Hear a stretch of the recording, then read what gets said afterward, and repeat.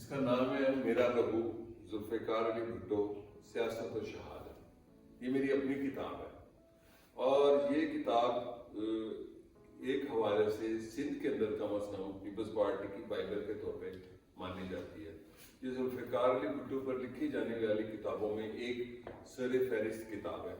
इसके अंदर जुल्फ़िकार अली भुट्टो का बचपन, जवानी, तालीम, वज़ारत ख़ारजा, उससे पहले पीपल्स पार्टी का बनाना, जुल्फ़िकार अली भुट्टो की हुकूमत के ख़िलाफ़ साजिश और उनके ख़िलाफ़ जो नौ जमातों का सियासी इत्तेहाद बना, और सबसे अहम बात इसमें कुछ ऐसी चीज़ें हैं कि कैसे जुल्फ़िकार अली भुट्टो के ख़िलाफ़ अमरीकियों ने लंदन में एक प्लान किया जिसको जॉर्ज बुश, डैडी बुश ने, जो CIA का डायरेक्टर था, उसने प्लान किया और उस पर अमल पजीरी के लिए कैसे नॉर्दर्न एरियाज में फसादात हुए। ये उन दिनों की बात है जब जुल्फ़िकार अली भुट्टो के ख़िलाफ़ अभी PNA नहीं था बना।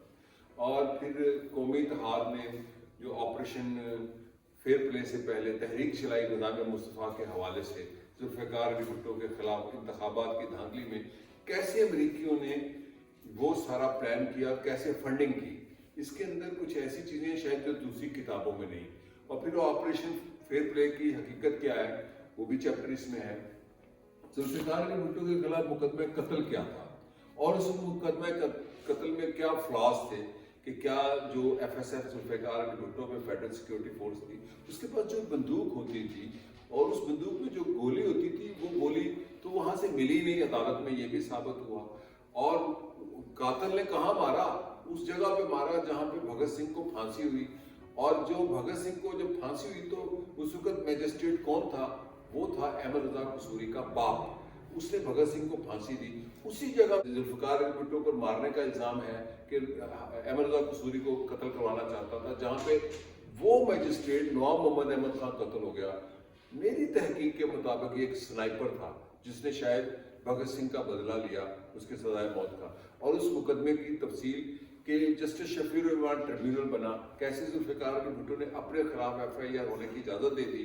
और फिर लाहौर हाई कोर्ट जो है उसका जो 22 पूरी इसमें तफसील है कि कैसे मुकदमे के दौरान मुकदमे को मिस हैंडल किया गया अदालत की तरफ से, तमाम तफसीलें हैं। फिर जुल्फ़िकार अली भुट्टो के खिलाफ साइरस वांस का वो खत जो वो लेके राजा बाजार आए, साइरस वांस का खत जुल्फ़िकार अली भुट्टो के खिलाफ के आया हम मुज़ाकरात करें। और फिर उसके बाद जुल्फ़िकार अली भुट्टो अपने वज़ीर ख़ारजा को पेरिस भेजते हैं। जब वो पेरिस भेजते हैं तो वो डॉक्यूमेंट्स लेके जाते हैं 50 सफ़ों की कि अमेरिका ने कहाँ कहाँ मुदाखलत के सबूत हैं। और वो डॉक्यूमेंट सारी चोरी हो जाती हैं पेरिस में उस होटल से जहाँ पाकिस्तानी वज़ीर ख़ारजा ठहरे होते हैं। कहते हैं कि वो डॉक्यूमेंट ग़ुलाम इसहाक़ खान के पास भी थी।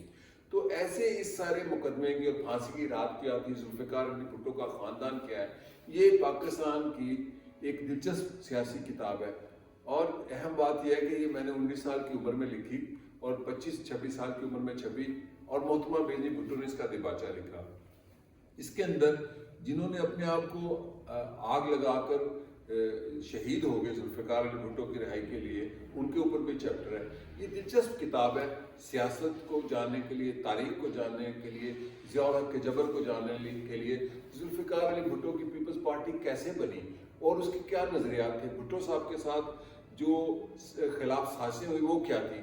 तो अगर आप इन चीज़ों को पढ़ना चाहते हैं तो मेरी किताब पढ़ें। इसके सफ़े मेरा ख्याल कोई 350 के करीब है, बड़ी सस्ती किताब है। जो लोग ये कहते हैं ना मेरे पास वक्त नहीं है किताब पढ़ने का, एक तो वो किताब पढ़ते नहीं है, ये जवाब बिल्कुल गलत है। जो ये कहते हैं कि किताब बहुत महंगी है, ये भी जवाब नहीं है, क्योंकि किताब पढ़ने वाले के लिए कीमत नहीं, कीमत भी इसकी बड़ी मुनासिब है, वो ऊपर मैंने लिखी है, वो आप पढ़ लें।